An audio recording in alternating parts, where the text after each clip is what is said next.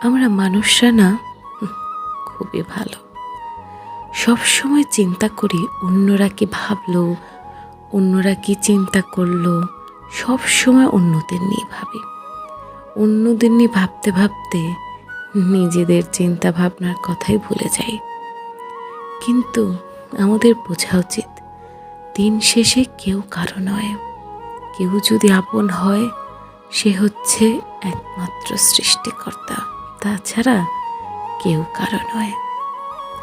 Corona আমাদের জীবন থেকে অনেক মানুষকে কেড়ে নিয়েছিল, কিন্তু করোনা আমাদেরকে একটা জিনিস শিখিয়ে গিয়েছিল বা চোখে আঙ্গুল দিয়ে দেখিয়ে দিয়েছিল যে পৃথিবীতে কেউ কারো নয়। শুধুমাত্র তুমিই তোমার আপন, আর ওই সৃষ্টিকর্তা। আর তো সবাই শুধু নামের আপন। সবাই শুধু সুখের সময় আসে, বিপদে কেউ পাশে দাঁড়ায় না, কেউ না।